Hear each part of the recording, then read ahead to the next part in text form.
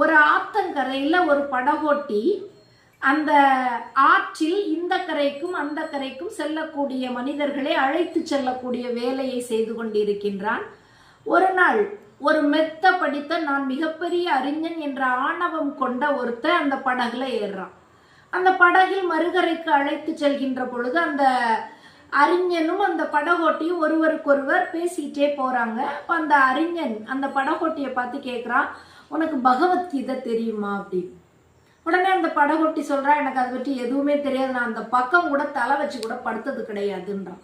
உடனே இந்த அறிஞன் சொல்றான், அப்படின்னா நீ உன்னுடைய வாழ்க்கையில பாதியை இழந்துட்ட அப்படின்றான். அடுத்து கேட்குறான், சரி பகவத்கீதை தெரியாது உனக்கு, வேதங்கள் தெரியுமா, உபநிடதங்கள் தெரியுமா, ஆங்கிலம் தெரியுமா, அறிவியல் தெரியுமா, மொழிக்கல்வி தெரியுமா அப்படின்னு கேட்குறான். உடனே அந்த படகோட்டி சொல்றான், எனக்கு எதுவுமே தெரியாதுப்பா, நான் அதையெல்லாம் அறிந்து வைத்தவன் கிடையாது அப்படின்னு சொல்றான். இப்ப சொல்றான் இந்த அறிஞன், நீ உன்னுடைய வாழ்க்கையில இன்னும் கால்வாசியே இழந்துட்ட அப்படின்றான்.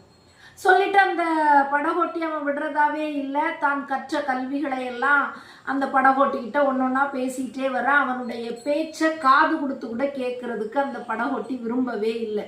ஏன்னா அவனுடைய பேச்சு அந்த படகோட்டிக்கு கொஞ்சம் கூட பிடிக்கவே இல்லை. அதை கேட்டும் கேட்காதது மாதிரி அந்த படகை அவன் ஓட்டிட்டு தன்னுடைய வேலையில மட்டும் அவன் கவனமாக இருக்கின்றான். திடீர்னு இப்போ இந்த படகோட்டி அந்த அறிஞனை பார்த்து கேட்குறான், சரி உங்களுக்கு நீச்சல் தெரியுமா அப்படின்னு கேட்குறான்.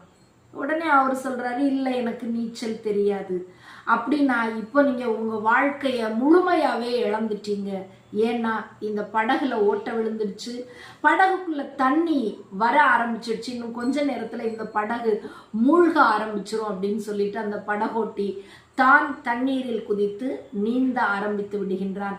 இந்த அறிஞன் அந்த தண்ணீரிலே மூழ்கி போய் விடுகின்றான். இப்போ இங்க கல்வி அப்படின்றது வெறும் ஏட்டுக்கல்வி மட்டும் கிடையாது, வாழ்க்கை கல்வி அப்படின்றது நமக்கு ரொம்ப ரொம்ப முக்கியம். இதைத்தான் வள்ளுவர் அழகாக சொல்கின்றார், கண்ணுடையர் என்பவர் கற்றோர், முகத்திரண்டு புண்ணுடையர் கல்லாதவர் அப்படின்னு சொல்லிட்டு. வள்ளுவர் இங்க கல்வி என்பதை வெறும் ஏட்டில் படிக்கக்கூடிய கல்வி அப்படின்னு மட்டும் சொல்லல, வாழ்க்கைக்குரிய கல்வியையும் கற்றவன் மட்டும்தான் இரண்டு கண்களை உடையவன். அதுவும் தெரிஞ்சாதான் ஒருத்தனால இந்த உலகத்துல வாழ முடியும். அதனால வாழ்க்கைக்குரிய கல்வியை நாம் கற்றுக்கொள்ள வேண்டியது மிக மிக அவசியம்.